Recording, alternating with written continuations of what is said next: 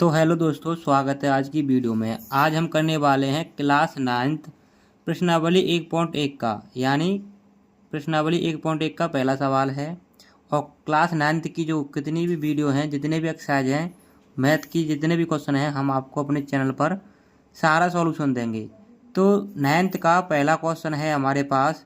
ध्यान से समझिए भाई, जब भी हम मैथ का सवाल करते हैं तो हमें सवाल को समझना अति आवश्यक है। तो क्वेश्चन को पूरा समझिए, उसके बाद हम आंसर बताते हैं। क्वेश्चन पहला क्या कह रहा है हमारा, क्या शून्य एक परमेय संख्या है? कि ये पूछ रहा है शून्य मतलब जीरो, जीरो एक परमेय संख्या है। क्या इसे आप P/Q के रूप में लिख सकते हैं? और आपको साथ ही साथ इसे P/Q के रूप में लिखकर दिखाना है, जहाँ P और Q पूर्णांक हैं और Q जीरो के बराबर नहीं है। ये आपको बताना है। क्वेश्चन समझ में आया नहीं है? हमें ये बताना है जीरो एक परमेय संख्या है या नहीं है। परमेय संख्या आप जानते हैं, जिन संख्याओं को हम P/Q के रूप में लिख सकते हैं वे परमेय संख्या कहलाती हैं। क्या जीरो को हम P/Q के रूप में लिख सकते हैं? ये हमें प्रूव करना है। तो मैं आपको बता दूं, शून्य एक परमेय संख्या है, इसको P/Q के रूप में लिखा जा सकता है। तो इसका आंसर वेरी सिंपल है। मैं आपको बतला रहा हूँ ना, आपको इसी तरीके से फेयर में करना है। क्वेश्चन ऐसे फेयर में उतार लेना है। अब आंसर क्या करना है इसका भाई, आंसर हम देखते हैं आंसर किस तरीके से करना है।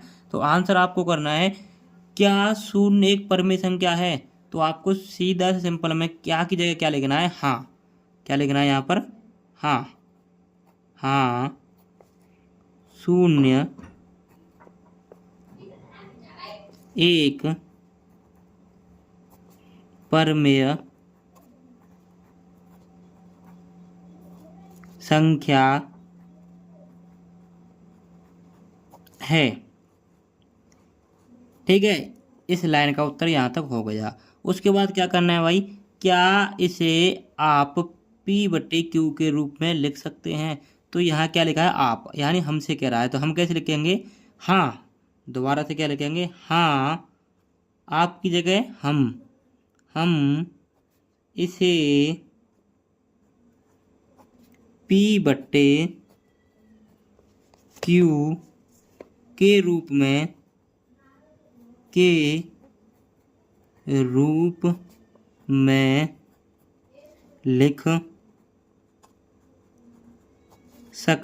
लिख सकते हैं। ठीक है, और क्या कह रहा है, जहाँ P और Q पूर्णांक हैं। ये पूर्णांक क्या होता है भाई, जब आपको थ्योरी समझाता हूँ तो आप समझ लेना चाहिए कि पूर्णांक क्या होता है। थ्योरी क्लास आ चुकी है। और ये पूर्णांक क्या होता है, हमारे पूर्णांक होती है माइनस प्लस की जितनी भी संख्या होती हैं, माइनस प्लस की संख्याओं के समूह को ही हम पूर्णांक कहते हैं। यानी P और Q माइनस प्लस की संख्या हो सकती हैं। समझ आ रहा है कि नहीं आ रहा है, कि P और Q माइनस प्लस की संख्या हो सकती है, पर कंडीशन क्या है, कभी भी Q जीरो नहीं होगा।